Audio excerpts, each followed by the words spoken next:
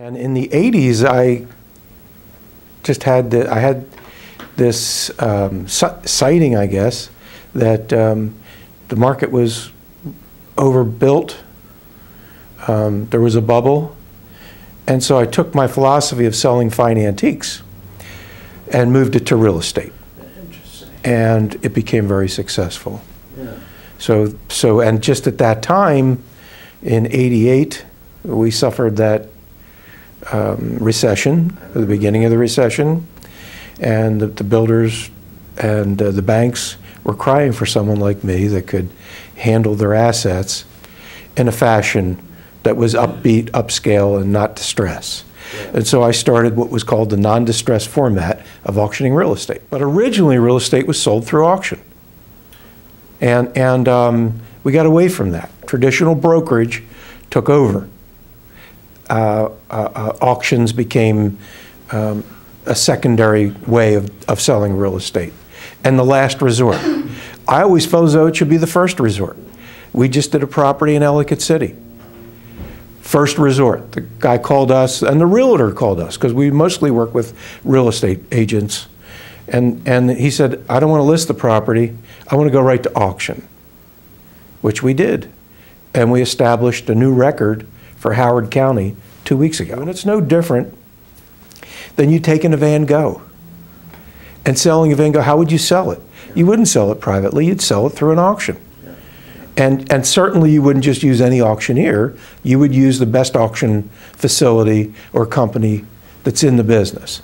And so you would go to the top auctioneer that specializes in that field, whether it be a Sotheby's or a Christie's.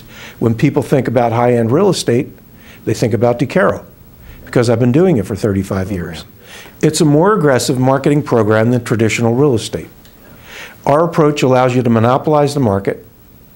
It allows you to raise yourself above all other inventory. And that's a big problem in today's market, as we just spoke. There's so much inventory. Yeah. And it's not being absorbed because a lot of sellers haven't capitulated to this market. Yeah. And until you see a capitulation, an understanding of the values today, you'll not see an improvement in the real estate market at the high end. You know, the 200, 300, up to $1 million, that stuff is moving. It's trading. But the high end is not. I think in this market, it's unlike the market that we experienced in '88 through '93. There was still a lot of money available. There were a lot of buyers available. In this market, buyers are very prudent and stingy. And unless you establish a venue that we offer, like we offer, of a competitive situation, no different than you had in 2003 to 2006, where a traditional broker had 5 people waiting in line to buy a property. You don't have that any longer.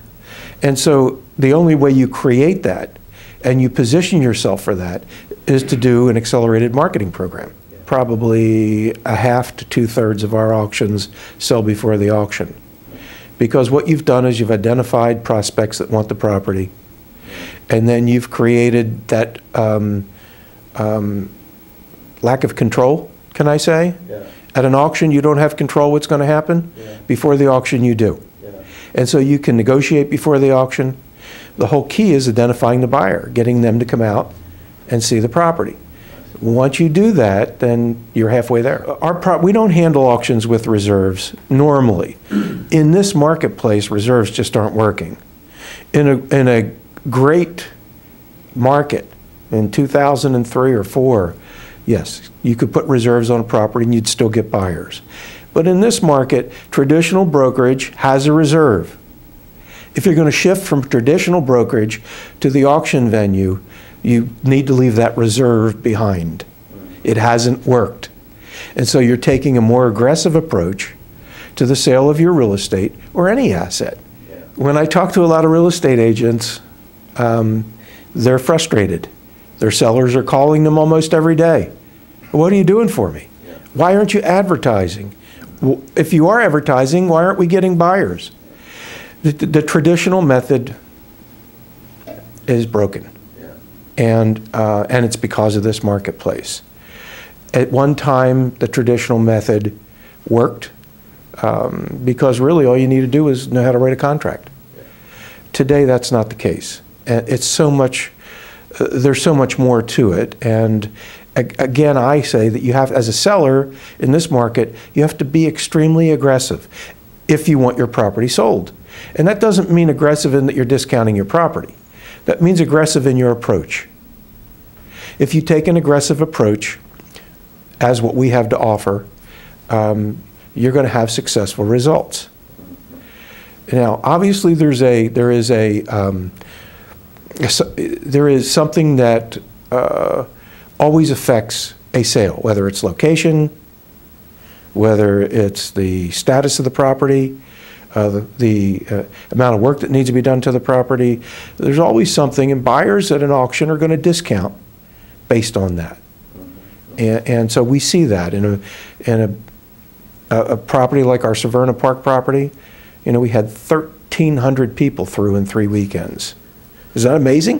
1,300 people through. In our Ellicott City property, we had 1,200 people through in 3 weekends. And the open houses are 1 to 4, Saturday and Sunday. So we consolidate all those buyers into a pattern that everybody's looking at each other saying, I better react.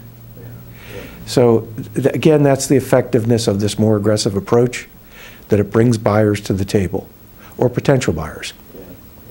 And then knowing how to handle those buyers through our 35 years of experience is extremely important. And we have people that say, well, geez, that looks easy. Let me start an auction company. Well, they don't have a clue.